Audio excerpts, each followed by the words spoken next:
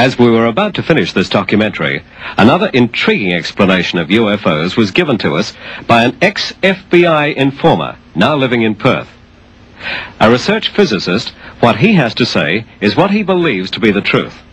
It is so staggering, we felt we should extend this program so that he could be heard.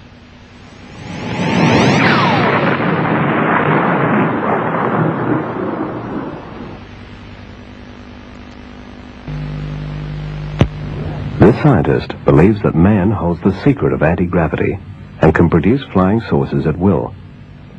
We interviewed him at a private house in Perth. Well, originally I didn't start to investigate UFO phenomena. I suppose I started studying the physics that led me to this point, 62 to 64, at the United States Air Force Academy as a cadet, in a special government program. As you're aware, the Air Force Academy is outside NORAD in the Colorado Mountains. It's a few miles up the hill from it. And I was trained there with 180 some odd other characters to do research in areas of electrogravitics later. We were programmed with libraries of information by slides flashed up on a wall at the rate of 200 pages a second. We couldn't even read them, but they were being implanted in our minds subliminally. It was a very classified project, and for the most part of it, while we were being programmed, we weren't aware of what was going on. We had normal classes in physics and calculus and this sort of things, but this stuff was being programmed in so that we had to assimilate it or bring it to our conscious mind over the months and years that followed in dreams and kind of daydream periods during the day when we're awake. But I left the academy in 64. I had a top secret security clearance with the government, and then eventually that lapsed to secret. And I did a bit of time in the reserves, Air Force Reserves, with the Strategic Air Command outside of Fort Worth. And then I proceeded to do private research in this electrogravitics, and thinking that I had cracked the secret of anti-gravity all by myself, and jumping up and down in my father's labs and mines in Dallas. And one day I was approached by the government and a kind of an emissary from Dr. Edward Teller's office, Dr. James R. Maxfield. And he told me what I'd been doing in my lab, and the details of stuff I haven't even written down or told anybody. He knew, and he had other people like myself sponsored in this kind of research around the country, and that was the first time that I knew that the U.S. government was actively involved, had been, and was still actively involved in the control of gravity with electricity. And who did this man represent? Well, his job, as his job qualification is he's the director of the James R. Maxfield Radiation Research Clinic in Dallas, Texas. The same Maxfield that invented the irradiated thread treatment for cancer of various organs. If you look at his little dossier that's in the Who's Who, you find that he was on the President's National Security Advisory Board, which is really a rather important log in the U.S. intelligence system. Kissinger would have been on the same rank. You find that he was closely affiliated with Dr. Edward Teller, who was the kind of dubbed the father of the hydrogen bomb project in the United States. But he told me that Dr. Teller was the head of anti-gravity research there, had been, I don't know whether he still is, and that he had worked on a similar project with him. In fact, the letter that you and I viewed earlier from my files from Dr. Maxfield to this government and to Sir John Williams did mention that fact, if you recall. So what happened to you then? Well, they suggested that I finish my research in Australia. I wasn't enthralled with the idea, but Dr. Maxfield told me that I would be paid to come down, and that I was to call the Australian consulate in San Francisco and ask for Bob Gray, and tell him that in these words that I was a member of Maxfield's party.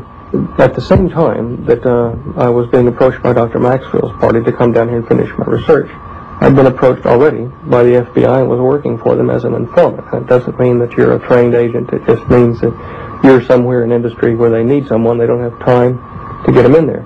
Informing on what? Well, the particular thing I was to inform on was the comings and goings of various people from the White House to my group of companies in Dallas, and also their connection to Israel and the Middle East political situation. And I did my job rather well, just reporting who came and went and various amounts of money and things that I did know that transferred. there were about 700 or 800 of us in the United States that were employed by the FBI in this manner. I didn't take money, I took information in exchange. But at any rate, they came and told me, the FBI did, that I had been compromised by a break-in in one of their agencies in Louisiana or someplace like that, and that I was going to get shot, and which they'd explained to me at the beginning, the risks involved, but I thought they were joking until I went back to the office, the computer division there in Dallas, and was sacked, given 30 minutes to clean up my desk and leave, and by an old friend of mine. And so he accused me of being the head of a big spy ring and all kinds of stuff. And so I left. And in fact, I didn't have my last meeting with the FBI, and I didn't have my last meeting with Dr. Maxfield. I just bundled a few things and the family into a plane and headed for Australia. I did make it, and I was quite glad to, and kept a very low profile for 7 months. But I continued to do my research, and I wrote Dr. Maxfield a letter, and that was perhaps my mistake. I said, look, I've done it, I've figured out the wave equation that we were looking for. And again, in my ignorance, I didn't realize how much work had already been done and gone before me. I was just kind of on the periphery or the edge of this whole development. That's a device to be able to make things like flying saucers fly, is it? Yes, also it's a device to store energy in the form of motion, like of a small star or a big atom. It's called, this is a long word, an MHD plasma, magnetohydrodynamic plasma, like ball lightning, and it contains itself. But it's a way to turn all sorts of electricity into a high voltage battery. Now this would have been an immediate solution for the Middle East oil blockade at that time. Now I wrote the letter in good faith, trying to say, look, we can stop the threat of war in the Middle East by using this as an alternate energy source. It's very portable, it's non-polluting. It had some byproduct radiation problems, but things we could solve. It would be cleaner than fission or fusion.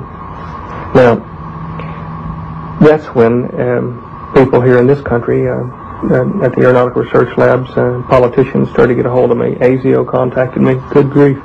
An ad infinitum chain of intelligence people, including 2 CIA people from the States. And then the FBI eventually started looking for me in this country, and that again was after the intelligence war over there, after Hoover died. And I was unable to finish my research in this country. In fact, I met many dead ends in government departments and research facilities where they told me privately, like Dr. Tom Keeble in the Aeronautical Research Labs. He told me, yes, we know about the flying saucers your countrymen have built, and in England and in Canada. And in fact, we have film records of them here in the RAAF files. I said, I want to stop you there. Yeah. Are you saying, Stan, that there are such things as, let's call them flying saucers, but they are built on Earth? Yes. That doesn't mean that I rule out the possibility of other flying devices or intelligent beings visiting the planet either from the oceanic bottoms or deeper areas or from other areas in space. But I am positive that we have the technology, I can even name you the companies and people involved, in making high-speed electric aircraft that do look, strange enough, like a saucer. What sort of proof can one furnish for that? Oh, good grief. The briefcase I've got down here is full of documented evidence that is not all secret. If you go to